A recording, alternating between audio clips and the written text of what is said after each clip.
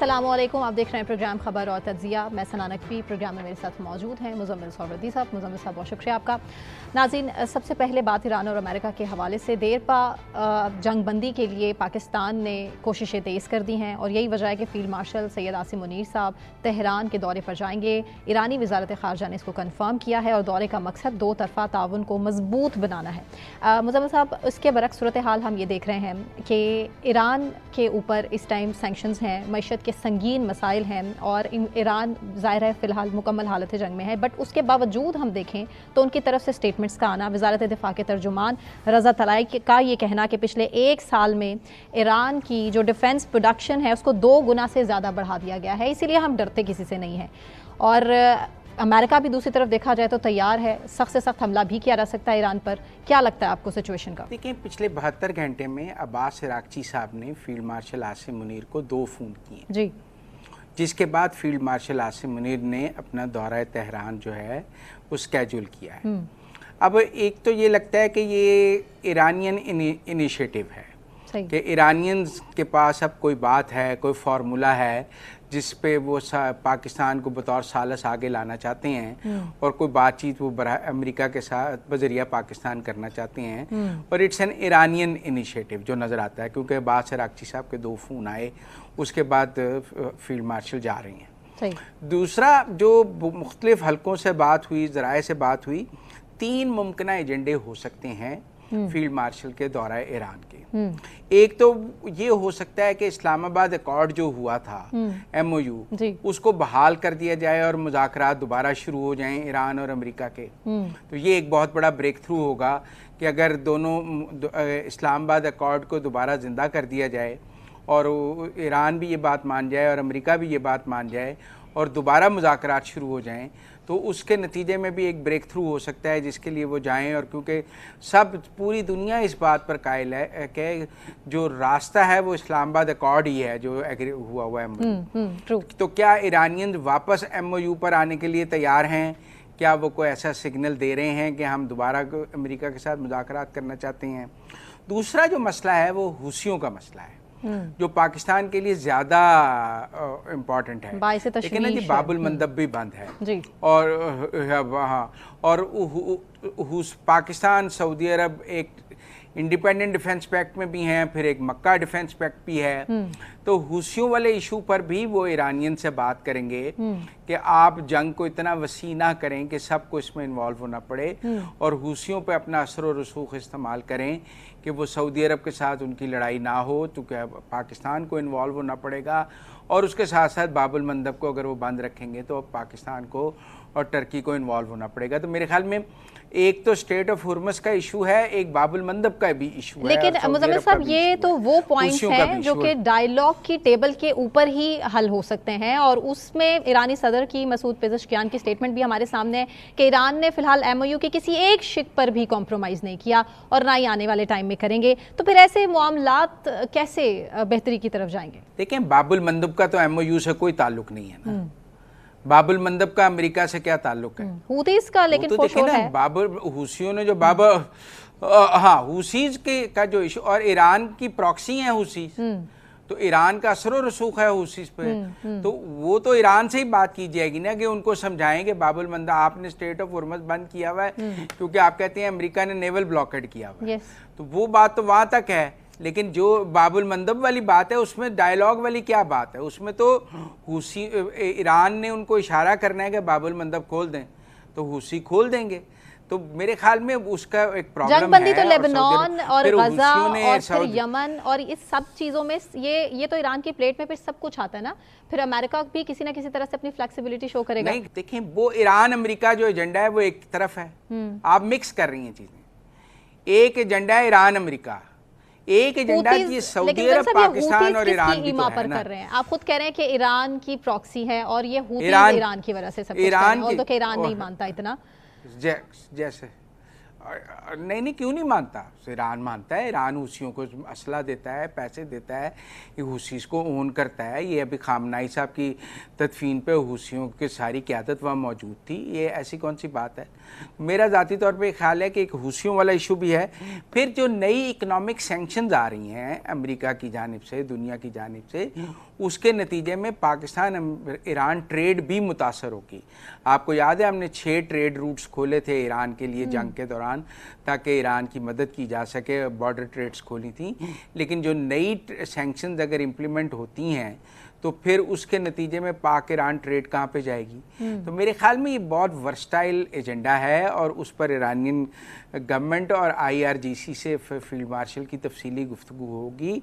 मेरे ख्याल में जो इकनॉमी देखें, ईरान में 25 लाख रियाल का $1 है इस वक्त। जब जंग शुरू हुई थी तो 6 लाख रियाल का हो गई। 600 इन्फ्लेशन बहुत ज़्यादा है, जॉब लेते हैं, उनका इकोनॉमिक क्रंच है और इस इकोनॉमिक क्रंच से निकलने का रास्ता तो अमन ही है। जंग के जरिए तो वो इस इकोनॉमिक क्रंच से नहीं निकल सकते। वो कहें हमने 10,000 नए मिसाइल बना दिए हैं, वो 10,000 नए मिसाइल ईरानी बच्चों को खाना कपड़ा दूध दे सकते हैं? इस वक्त ईरान की हुकूमत को अपने माशी मिसाइल देखने हैं। अच्छा, लेकिन चाइना का सपोर्ट, मुज़म्मिल साहब, चाइना का जो सपोर्ट है, न्यूयॉर्क टाइम्स भी इसको रिपोर्ट कर रहा है कि चाइना के सपोर्ट के बगैर आप आइसोलेट नहीं कर सकते ईरान को, उनकी इकोनॉमी को उस तरह से कमज़ोर नहीं कर सकते जिस तरह ख्वाहिश करते हैं। ये अमेरिका की तरफ से उनका इशारा है और हम देख रहे हैं मुसलसल कि चाइना का सपोर्ट और रशिया का सपोर्ट, और इस पर हम बारहा बात भी कर चुके हैं प्रोग्राम्स में। देखिए, वो मिलिट्री की सपोर्ट है, वो टेक्नोलॉजी दे रहे हैं, मिसाइल दे रहे हैं। कौम को जो चाहिए वो तो चाइना ने कोई $10 बिलियन ईरान को दे दिए कि जाएं आप अपने मुल्क में खुशहाली ले आएं। ऐसे नहीं देते मुल्क पैसे ना, आप समझें। मतलब चाइना उनसे तेल खरीदता था, उस सस्ता तेल खरीदता था, उसके पैसे देता था, अब भी सस्ता तेल उनसे ट्रेन के ज़रिए लेता है। Nothing is free.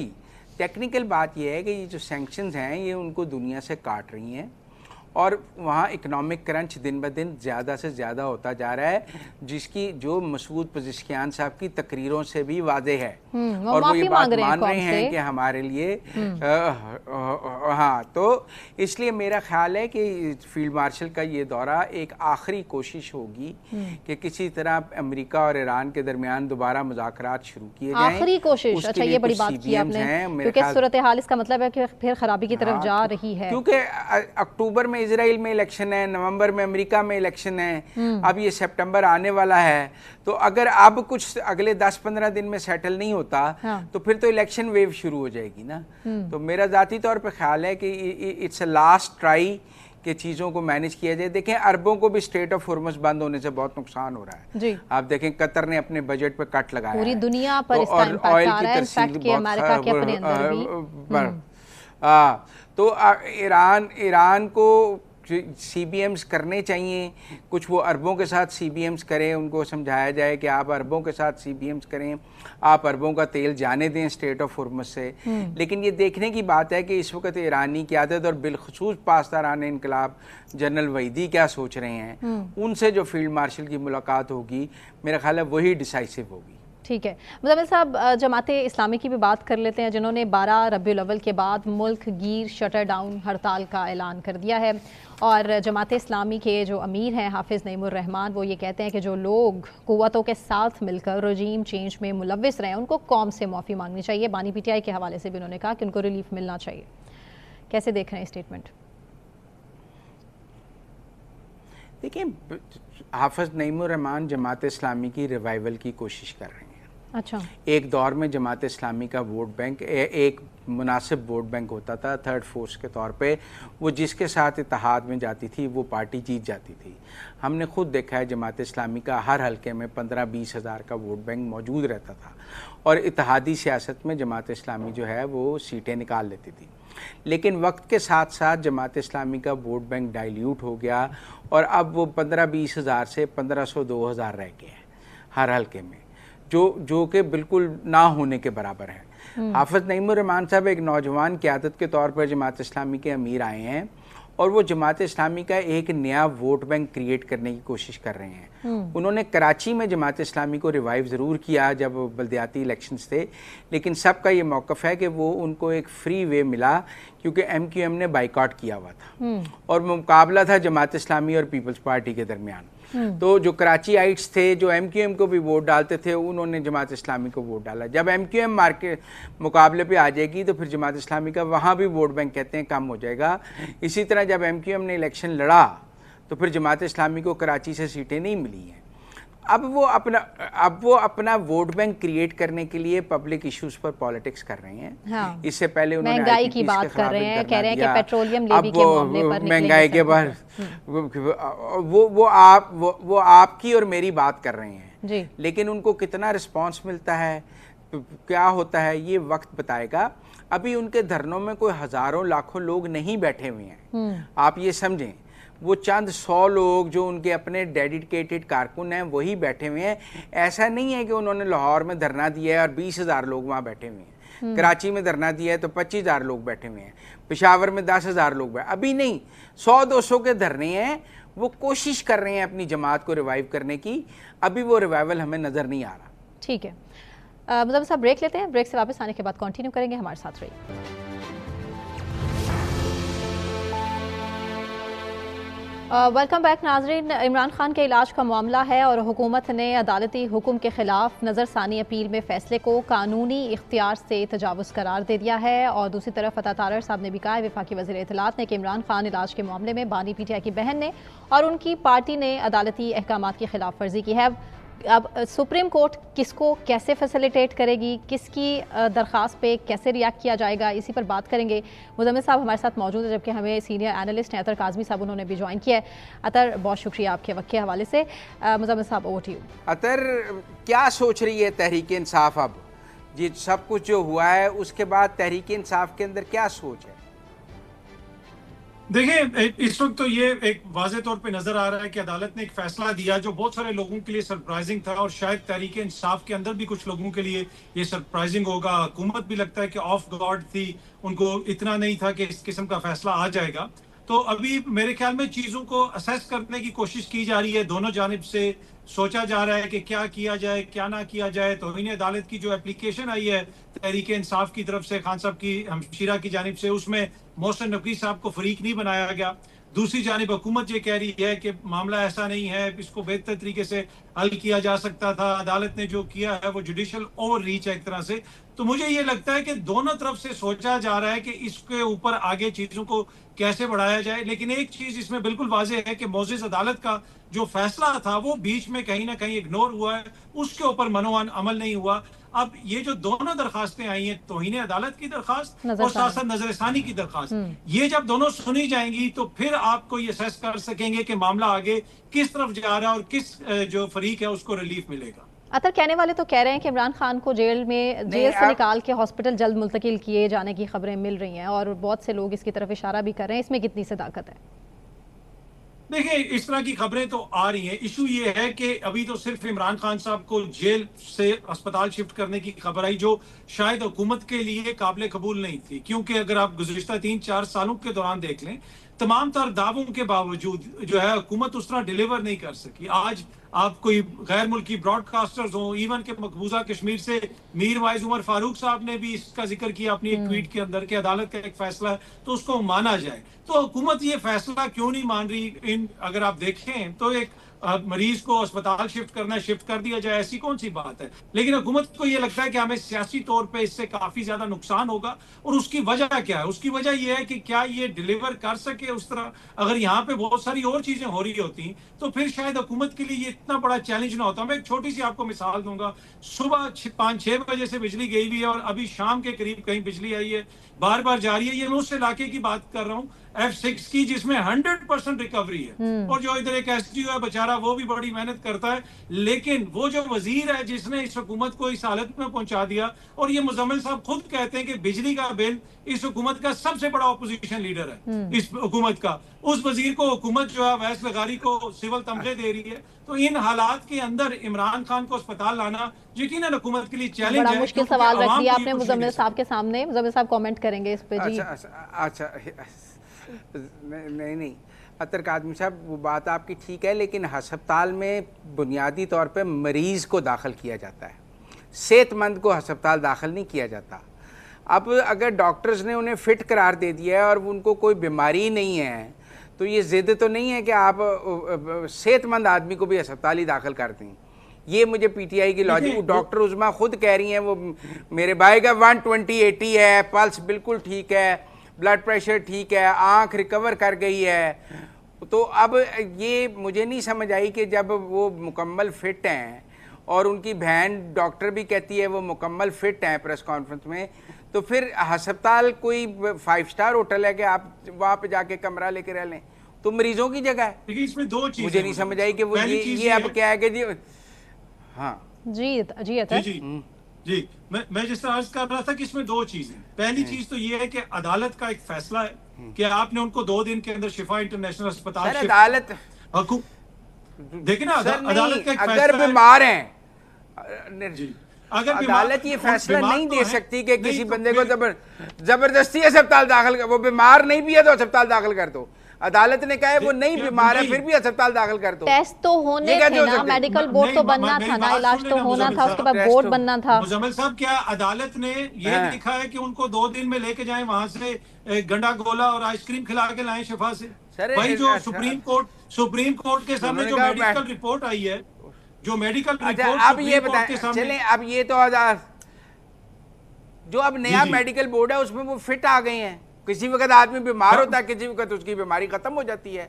एक दिन था आप कहते थे 85% आंख जाया हो गई है, अब डॉक्टर उस्मा कहती है उनकी आंख बिल्कुल ठीक है, तो इलाज हो जाता है। इस वक्त इमरान खान बिल्कुल फिट हैं, सवाल ये है। लेकिन अब ये बताएं कि अगर सुप्रीम कोर्ट से पीटीआई को रिलीफ नहीं मिलता तो फिर पीटीआई की स्ट्रेटेजी क्या होगी? अच्छा, जस्टिस डॉक्टर मुजम्मिल सोहरावर्दी साहब, जरा अगर इजाजत दें तो मैं भी अपनी बात कर लूं कि जो अदालत का फैसला था वो किसी मेडिकल रिपोर्ट की रोशनी में था।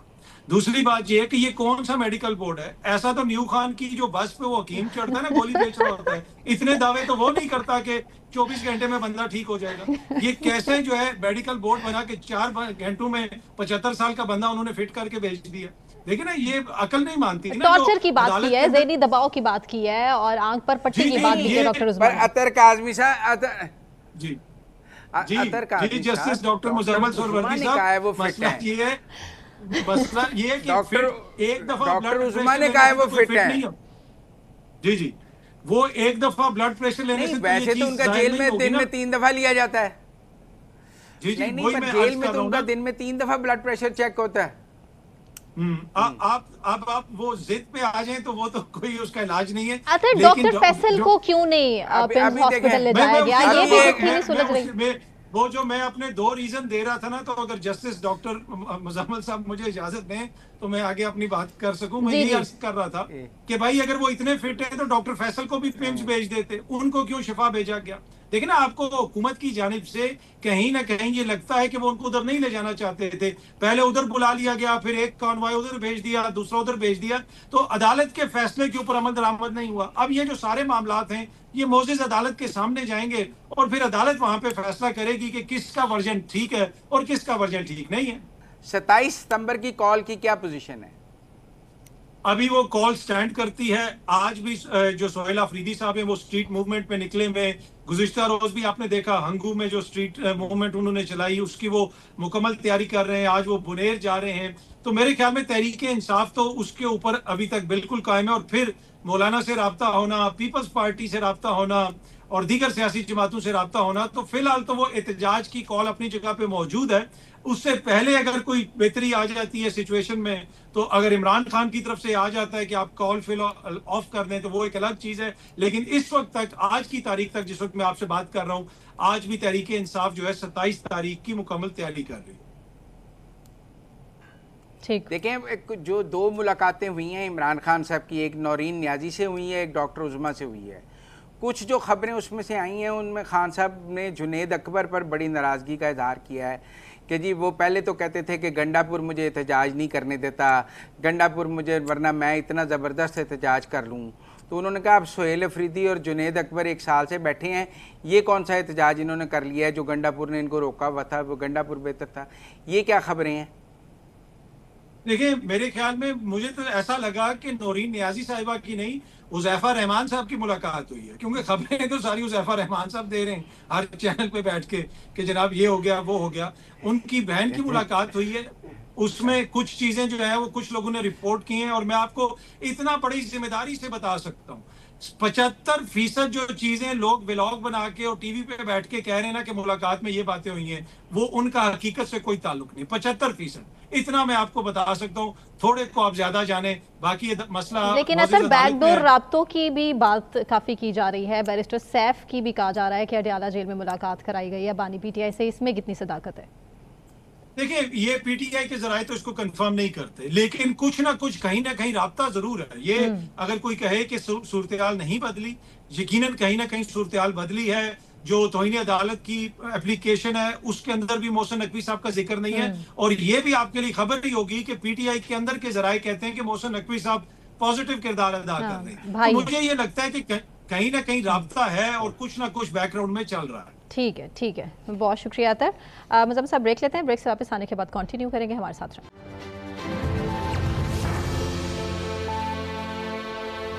वेलकम बैक नाज़रीन। नायब वज़ीर आज़म इसहाक डार साहब 24 से 28 अगस्त तक लंदन में मौजूद होंगे, जहां मुख्तलिफ मुलाकातें उनकी होंगी। बरतानवी वज़ीर ख़ारजा से होगी, FCDO के वज़ीर बराए पाकिस्तान बरतानवी हुकूमत के दीगर जो सीनियर अरकान हैं उनसे भी मुलाकातें होंगी। और अमजद मलिक साहब हैं, vice chairman Pakistan overseas commission Punjab, उन्होंने हमें ज्वाइन किया है। मुज़म्मिल साहब भी हमारे साथ स्टूडियोज़ में मौजूद हैं। अस्सलाम वालेकुम अमजद मलिक साहब, क्या हाल है आपके? जी वालेकुम सलाम, अल्लाह ताला का बड़ा शुक्र है मुज़म्मिल साहब। अमजद मलिक साहब, ये इसहाक डार साहब लंदन आ रहे हैं, यूके आ रहे हैं, पाकिस्तानी कम्युनिटी से भी मिलेंगे वहाँ, और पाकिस्तानी कम्युनिटी के लिए भी कोई तकरीब रखी गई है? क्योंकि कहा जा रहा है कि इस बार उनकी कम्युनिटी से भी मुलाकातें हैं। ये बहुत बहुत शुक्रिया मुज़म्मिल साहब। जब भी इसहाक डार साहब जो फॉरेन मिनिस्टर भी हैं और मुस्लिम लीग नून का जो चैप्टर है उसके सदर भी हैं इंटरनेशनल अफेयर्स का, तो जब भी बरतानिया आते हैं तो सीरीज ऑफ मुलाकातें करते हैं, मेंबरान पार्लियामान से मिलते हैं। अगर कोई पाकिस्तान और बरतानिया के दरमियान कोई ऐसी चीज़ है जिसके ऊपर एतमाद में लेना है तो वो ऐसी सेमिनार्स को भी अटेंड करते हैं। हमने खुद भी एक इंडस वाटर ट्रीटी के ऊपर सेमिनार करवाया था जिसको उन्होंने हेड किया था। और मुस्लिम जो लीगी अरकान है और दूसरी कम्युनिटी इंडिजिनस कम्युनिटी है, मेंबरान पार्लियामान है, तो सीरीज ऑफ मुलाकातें होती हैं। पिछली दफ़ा जब आए थे तो पंजाब का लैंड रजिस्ट्रेशन डिपार्टमेंट का यहाँ से ई ट्रांसफर का इफ्तिताह किया था उन्होंने, डायस्पोरा से मिले थे, मेंबरान पार्लियामान से मिले थे। अब क्योंकि कश्मीर इलेक्शन हो चुके हैं तो वो चाहेंगे कि कश्मीरी कम्युनिटी को एतमाद में लें और उनके जो मेंबरान पार्लियामान हैं उनसे मिले। उन्होंने चौधरी अब्दुर्रहमान साहब को बरतानिया से MLA के लिए जो ओवरसीज की सीट है उसके ऊपर टिकट दी है, तो कश्मीरी कम्युनिटी भी चाहेगी कि उनका शुक्रिया अदा करे। ये बहुत अच्छी डेवलपमेंट है। हमेशा ही ये सीट जो है बरतानिया को दी जाती है और यहाँ से हमारा एक नुमाइंदा जो है लेजिस्लेटिव असम्बली में बैठता है। नॉर्मली उनको ओवरसीज का वजीर भी बनाते हैं। तो ये एक बहुत अच्छी पेशरफ्त है कि उन्होंने बर्मिंघम नज़ाद मुस्लिम लीगी को इस सीट के लिए। और कश्मीरी कम्युनिटी, आपको पता है इलेक्शन में यहाँ बहुत सारे मज़ारे होते रहे हैं और आपको पता ही है कि इलेक्शन के दौरान पे इस तरह की चीज़ें होती हैं। तो अब वक्त है कि म्यूचुअली पाकिस्तान और बरतानिया मिल के हमारे डायस्पोरा को सेटिस्फाई करें कि पाकिस्तान उनके लिए बेहतरी के लिए इकदाम कर रहा है और यहाँ का डायस्पोरा भी मुतमईन और पुरअमन रहे, बरतानिया में भी पुरअमन एक्टिविटी जारी रखे और पाकिस्तान की भी खिदमत करे, सपोर्ट करे। पाकिस्तान उनको पीछे नहीं छोड़ेगा और डायस्पोरा की और ओवरसीज पाकिस्तानियों की बड़ी अहमियत है पूरी दुनिया में और खासकर बरतानिया में। तो इनके साथ जो यूके, मलिक साहब कहते हैं जो यूके का डायस्पोरा है वो थोड़ा नाराज है हुकूमत से। इसमें दो तीन चीजें हैं, क्योंकि कश्मीरी नज़ाद को 1 मिलियन से जायद लोग यहाँ रहते हैं और कश्मीर में जो इलेक्शन हुए हैं वो कश्मीर फ्रंट की जो कुछ एक्टिविटीज थी वो डेमोक्रेटिक की बजाय वो किसी और तरफ ही चली गई थी। उनको इलेक्शन में हिस्सा लेना चाहिए था, खुद नहीं लेना, तो जो ले रहे हैं उनको सपोर्ट करना चाहिए था। और उसके ऊपर क्योंकि पाकिस्तान में थोड़ा कंट्रोल था, बरतानिया एक मादर पिदर आज़ाद सोसाइटी है, तो यहाँ पर जो मुजाहरे इंडिया के खिलाफ होने चाहिए थे, इंडियन सफारत खानों के बाहर होने चाहिए थे। अगस्त के दौरान कश्मीर में होने वाली जो मकबूजा कश्मीर है तो वो हमारे सफारत खानों के बाहर हो रहे थे, तो वो पसंदीदा तर्ज अमल नहीं था और क्योंकि इलेक्शन था तो लोगों ने बर्दाश्त किया है। लेकिन वो नाराजगी जो है वो बरतानिया में तो नजर आई, पाकिस्तान में उसके कंट्रोल था। तो अब वक्त है कि मरहम रखा जाए और लोगों को समझाया जाए कि अब इलेक्शन इज ओवर एंड आपका एक रोल है, आप एक कम्युनिटी हैं, आप दो ममालिक के दरमियान में ब्रिज का किरदार अदा करते हैं, आपके दर्जनों मेंबरान पार्लियामान हैं, आपकी कॉन्स्टिट्यूएंसीज हैं जिनसे मुंतखब होके पार्लियामान में मेंबरान बरतानिया की पार्लियामान में बैठते हैं, जो पाकिस्तान को एक सपोर्ट है पूरी दुनिया में इमेज के लिए, सरमायाकारी के लिए, बैनुल दोनों ममालिक के दरमियान तजारत के लिए। तो आप इसको जायल ना करें, जीएसपी प्लस है, इसको जायल ना करें। और आपकी ये एक्टिविटी मकबूजा कश्मीर में जो जाने दे रहे हैं कश्मीरी, उनके कॉज को नुकसान पहुंचाती है। जब आप खुद ही पाकिस्तान के खिलाफ हो जाएंगे तो पाकिस्तान के मुकदमे को कौन आगे लेके जाएगा, और आपका एक रोल है। तो मेरे ख्याल में अब ये मौका होगा कि फॉरेन मिनिस्टर तो लंदन आ रहे हैं तो कश्मीरी कम्युनिटी को इत्मीनान मिले और अच्छे तरीके से उनको समझाएं कि इलेक्शन के दौरान में होने वाली एक्टिविटी को बादियुल नजर में पूरे साल के ऊपर महीत नहीं होना चाहिए। अब इलेक्शन इज ओवर, हुकूमत बन चुकी, बनने वाली है, जो भी हुकूमत बनेगी वो उनकी खिदमत करेगी और डेमोक्रेटिक तर्ज अमल अपनाएं। बरतानिया की शख्सी आज़ादियाँ मुल्क के मफाद में इस्तेमाल करें, अपने मफाद में इस्तेमाल करें, ना कि लोगों के हाथ में खेल जाएं और ऐसी किसी एक्टिविटी का हिस्सा बने जो प्रोपेगेंडा के जरिए इंडिया को तो सपोर्ट करे, पाकिस्तान को नुकसान पहुंचाए। अच्छा, आप ओवरसीज कमीशन के वाइस चेयरमैन हैं, अब तक आपकी कारकर्दगी क्या है? भाईजान, जब से हम आए हैं पिछली हुकूमत के बरक्स यहाँ पे ओवरसीज के वजीर भी बने हैं, सेंटर में दोनों ओपीएफ का बोर्ड बन चुका है, प्राइम मिनिस्टर कन्वेंशन हो चुका है पिछले साल, और हमने आके यहाँ पे जो सिफारिश और कल्चर था कि जी कोई ना कोई बंदा ही हमें आके सपोर्ट करे तो होगा, वो खत्म किया है। घर बैठे आप शिकायत कर सकते हैं। हमने आपसे वादा किया था ई ट्रांसफर का, लंदन से ई ट्रांसफर का इजरा हो चुका है। अब लोग घर बैठे बरतानिया से यहाँ प्रॉपर्टी सेल और परचेस कर सकेंगे, उनको आने की जरूरत नहीं पड़ेगी।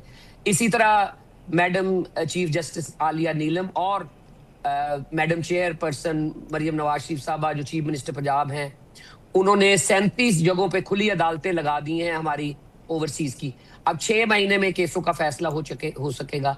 लोग बाहर से बैठ के वीडियो लिंक के जरिए, जैसे हम इंटरव्यू कर रहे हैं, इसी तरह लोग अदालत ज्वाइन कर सकेंगे और अपना मुकदमा लड़ सकेंगे। मैंने जब पिछली दफा आपके साथ इंटरव्यू किया था, हमने वादा किया था कि हम ओवरसीज अदालतें लगा देंगे और अल्हम्दुलिल्लाह 37 जगहों के ऊपर पंजाब में और इस्लामाबाद में ओवरसीज की अदालत लग चुकी है। इसी तरह हमने एक फैसिलिटेशन डेस्क बनाया है माल रोड के ऊपर, state of the art Alfalah building में। कोई भी आते जाते वहां से जाके 5 सर्विसेज मुहैया की हैं। आप अपनी जमीन की फर्द निकलवा सकते हैं, पुलिस की कोई भी शिकायत है, अपनी FIR निकलवानी है, अपने पुलिस सर्विस कोई भी जो खिदमत मरकज में मिलती है वो वहां पे अवेलेबल है। नादरा का दफ्तर बना दिया है, आप अपनी नादरा रिलेटेड तमाम सर्विसेज वहां पे अवेल कर सकते हैं। OPEC की शिकायत दर्ज कर सकते हैं, OPF की शिकायत दर्ज कर सकते हैं। आप लीगल एड सेल बनाया है, आपकी लिटिगेशन है पंजाब में किसी भी अदालत में, वहां पे लॉ अफसर मुकर्रर किया है आपकी जो है वो बामी मदद के लिए। और भी हम रोड शोज कर रहे हैं, हमने पूरा गल्फ जो है जाके खुद विजिट किया है और लोगों को। अच्छा, ये जो एक मलिक साहब सालाना ओवरसीज कन्वेंशन होता था, इस साल नहीं हुआ, क्यों? पिछले साल हुआ था अप्रैल में और इंडिया था कि इस साल भी होगा अप्रैल से अगस्त में, वो आगे चला गया है। उसकी मेन वजह ये है कि जो 16 नुकाती एजेंडा प्राइम मिनिस्टर साहब ने दिया था, जिसके ऊपर ब्यूरोक्रेसी ने और बाकी लोगों ने काम करना था, वो उसके ऊपर काम अभी मुकम्मल नहीं हुआ और कमेटी बैठी हुई है सालक साहब की क़यादत में जो पेशरफ्त का जायजा ले रही है। उम्मीद है कि अगले साल अगस्त से पहले ये कन्वेंशन हो जाएगा। मेन वजह जंग का लगना था कि पाकिस्तान और भारत इस सिलसिले में, आपको पता है मई के बाद जंग लग गई और बाकी जो वाकयात हैं ऑपोजिशन के साथ, जो पोलराइजेशन है, उसकी वजह से इसको डेंट पड़ा है। लेकिन उम्मीद कर रहे हैं कि अगले साल अगस्त से पहले यानी 2 साल के अंदर अंदर, पिछले कन्वेंशन के 2 साल बाद अगला कन्वेंशन हो जाएगा और उसमें जो चीजें रह गई थी पिछले कन्वेंशन में, उनके ऊपर ऐलानात की बजाय बताया जाएगा कि ये चीजें हो चुकी हैं। अदालतें तो लग चुकी हैं, अभी ये जो पार्लियामान में सीटें हैं उसके ऊपर बात होगी। ओवरसीज कमीशन बाकी सूबों में बनने, आजाद कश्मीर में है, कैपिटल में बनना है, सिंध और बलूचिस्तान और KPK और गिलगित में बनना है, उसकी बाबत बात होगी। तो बाकी सारे जो ओवरसीज कमेटी गल्फ में है उसकी बाबत जो ऐलानात हुए, स्कॉलरशिप्स हैं, एडमिशन हैं, वहां पे कॉलेजेस और यूनिवर्सिटीज का क्याम है, मिलके काम करने का है, तो उसके ऊपर भी पेशरफ्त का जायजा लिया जाएगा। लेकिन ये कन्वेंशन मेनली जंग की वजह से आगे गया है, क्योंकि काम तकलीफ मुकम्मल नहीं हुआ, लेकिन OPF एंड OPC मुतहर्रिक हैं और चीजों को देख रहे हैं। ठीक है, बहुत शुक्रिया। इसी के साथ नाज़रीन मुझे सना नकवी को इजाज़त है, अपना ख्याल रखें, अल्लाह हाफ़िज़।